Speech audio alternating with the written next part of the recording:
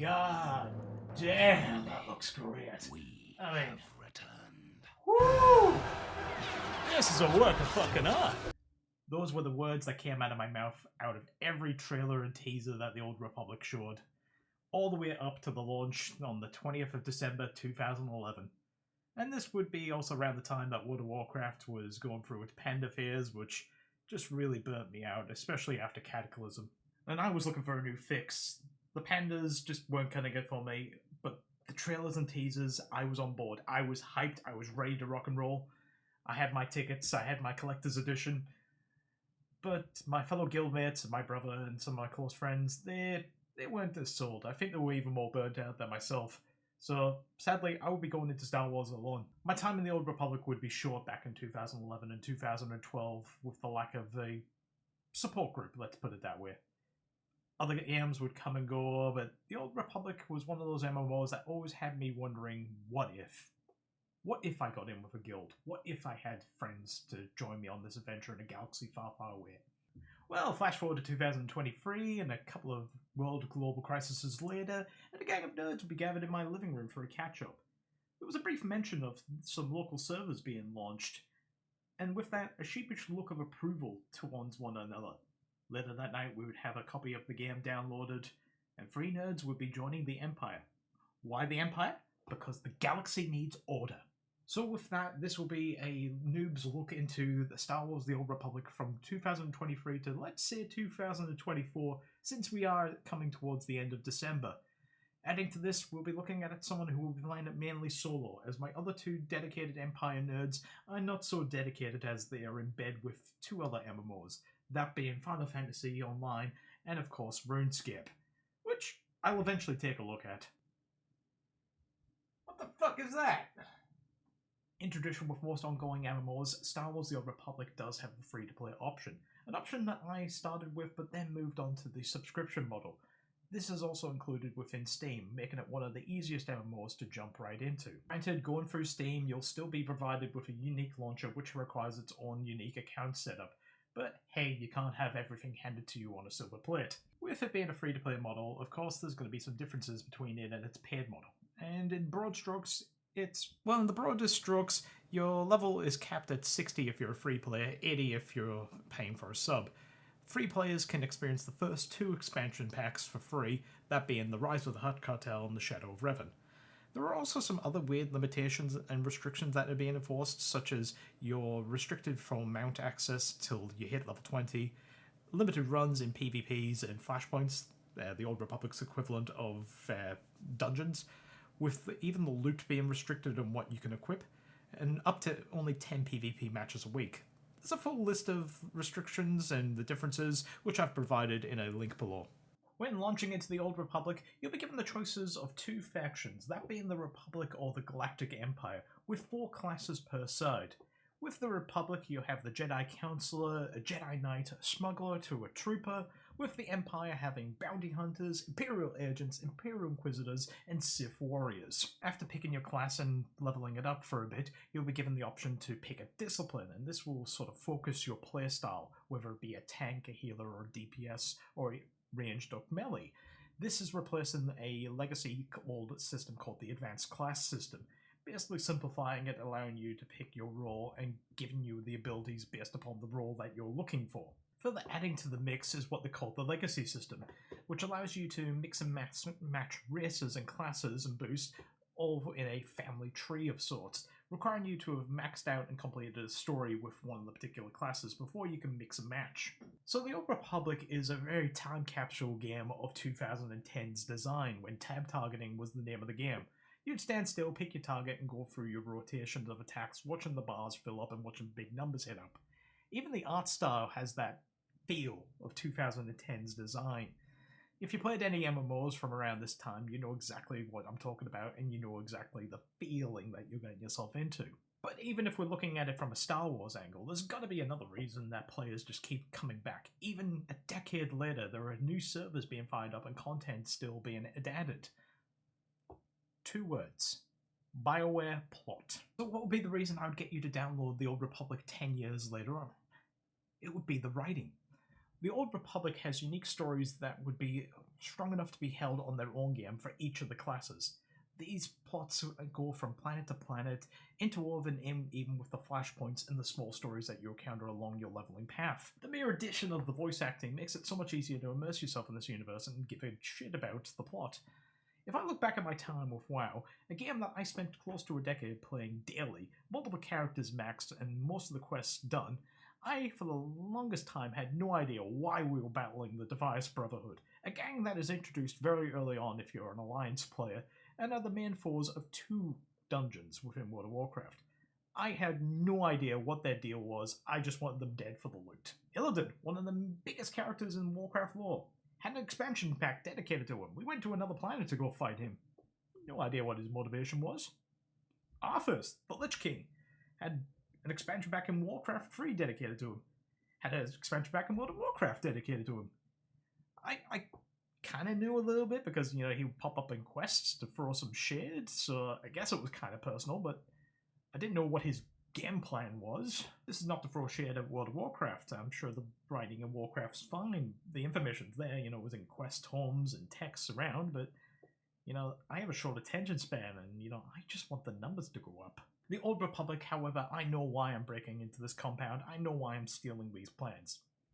The quest set it up perfectly, and while the writing can be hit and miss, it at least is much more helpful. The Old Republic has choices that you make during quests, whether it be a good choice or an evil choice, but these can be what I like to call the Fable 1 ending, where you'll have the good and evil options, but they're on the complete opposite sides of the scale to a semi-comical level. So the Old Republic has an equivalent of this, where you're breaking into a compound to steal some nanotechnology. This nanotechnology is a rebuilding of flesh, used for healing purposes. But when you get to the end, you meet the scientist who pleads with you to leave the technology alone and think of the consequences of people not having this option to heal themselves. However, if you proceed with stealing the technology, not only do you steal it, but you wipe his copy of the data, leaving him with no work, years of his life wasted, and essentially him being lost with the world as you essentially sold him out for a handful of credits. The choices in these quests have no ongoing consequences, only affecting your personal stats of your light side and your dark side. This is probably also due to the fact that it's going to be an MMO and it will be too hard to rewrite stuff around different alternative options and the web of good and evil choices by all the other players. But the writing is on point, and at the moment you've spent nothing except for your time, so it's worth the price of entry. But what about staying around? With the game being over a decade old, and multiple expansion packs, big patch updates, you've got PvP on ground, PvP in ships, especially if you're still suffering from the loss of Star Wars Squadrons, to flashpoints in operations, and even player housing, there's going to be something that you'll enjoy. Now, while I've been singing the Old Republic's praises, I do have to at this point turn around and give the game a bit of a black eye, and that would be to its new player experience, where at the best of times it's lacking, and at the worst of times it's outright hostile. The main issue I have with the Old Republic is its tutorial system. Yes, other MMOs have these issues, but the Old Republic seems to have it much worse. When you're introduced to new mechanics, you'll be greeted with tutorials, usually with 3 panels of text, usually with a helpful screenshot here and there. While not the most practical way to convey information, it's still acceptable if you were to keep these up to date, as some of these processes and steps are clearly using outdated screenshots or completely missing steps altogether. So a little bit about myself. My 9 to 5, part of my responsibilities is creating documentation for users and customers. Rule 1 when you're creating documentation is to never assume that the user is familiar with the steps or process that you're providing the information on, as if they're not familiar with the process and you skim on the information, they'll be completely lost, making this documentation completely useless. Examples of this would be like that of the group finder process, with the first step being incorrect and outdated, showing the mini-map with an icon to the top left. However, when you first join the Old Republic, the mini-map is not enabled, but then even if you enable the mini-map, the icon isn't there. While yes, the group finder icon is within that vicinity, being in the bottom right hand corner where the mini-map would be, good instructions would not assume that I would know this information. I'm looking for the mini-map as it's clearly meant to be intended to be enabled by default, but it's not. and furthermore, the minimap that we have in this version does not match the minimap that's in the screenshot. Other times they'll reference menus that you'll need to access other sub-menus, but they won't explain where that menu is, or even provide a shortcut on how to open it. This has led to a lot of Google Foo, asking general chat, or just brute forcing my way through menus. What really needs to happen is the Old Republic needs to take a developer and a new player and have a pass through the new steps in the tutorial guides. The other monster is this menu that is open by default, which they call the welcome menu. What is that? God, Pixel. What is that? What is that?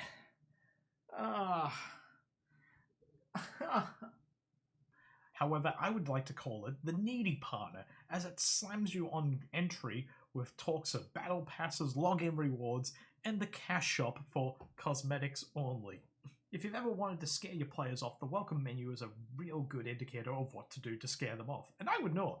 I've suggested this game to multiple players, and as soon as they saw the welcome menu, they hit the hills. It takes up a quarter of the screen before you've even learned how to move. While I'm not a fan of cash shops and battle passes, I understand we're kind of stuck with them, thanks Overwatch. But at least hide that away till level 10. Give me some time to see if this is going to be the game for me before you slap me in the face with it and ask me to put a down payment on a Tauntaun. But on with the positives. Depending on your class, you'll be guided through a planet-hopping story at the peak of BioWare level writing, making light-sided and dark-sided choices along the way, while not affecting the planets and affecting the universe.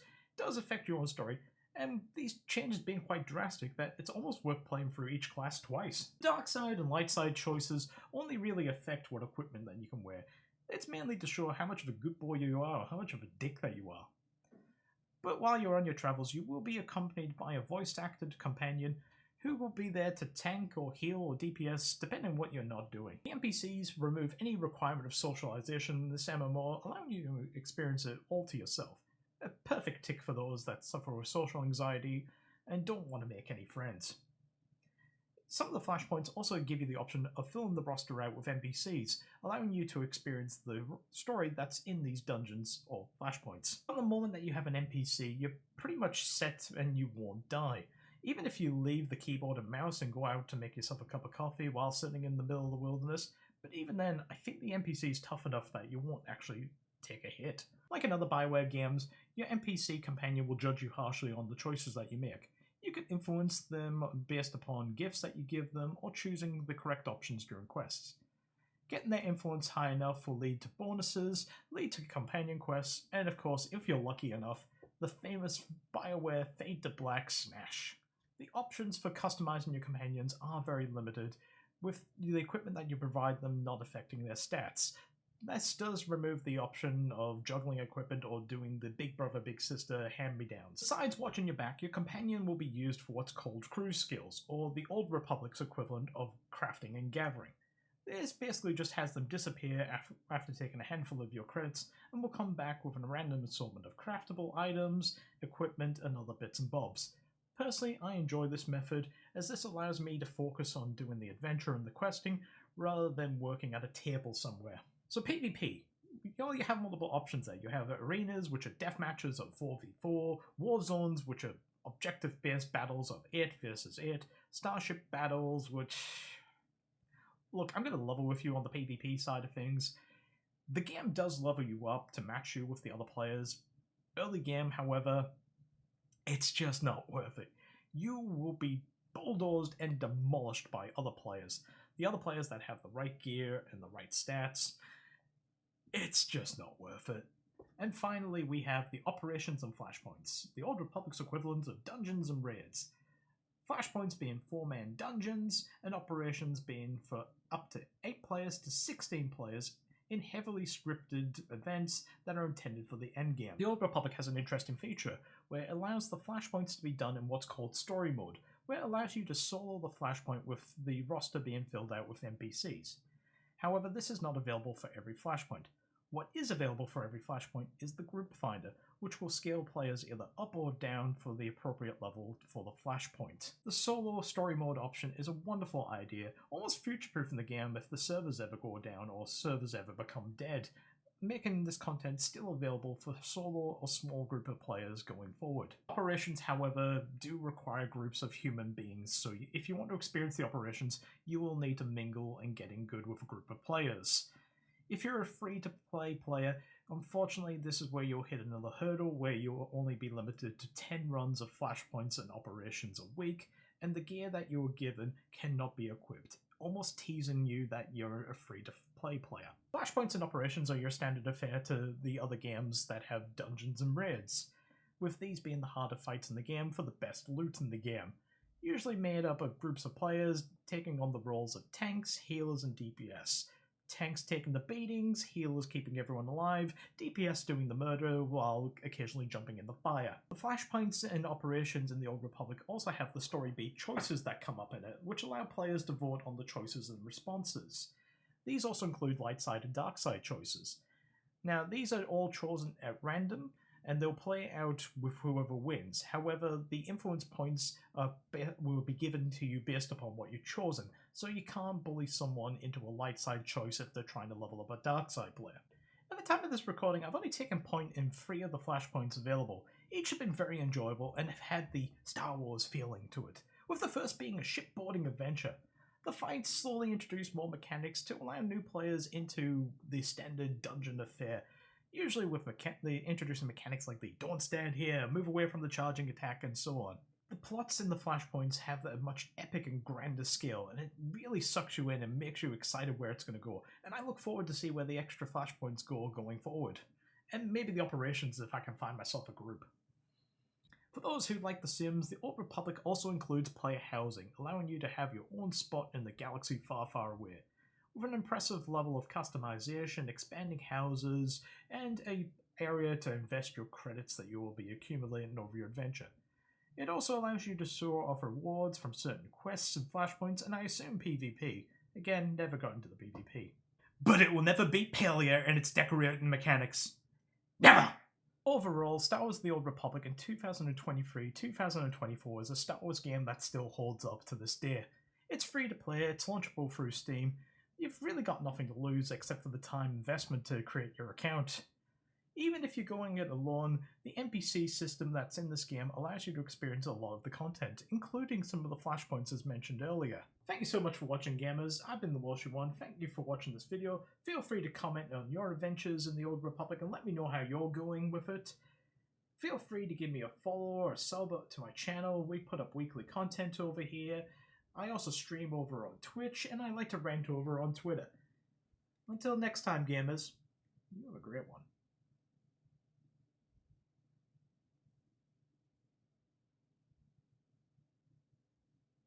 Glory to the Empire.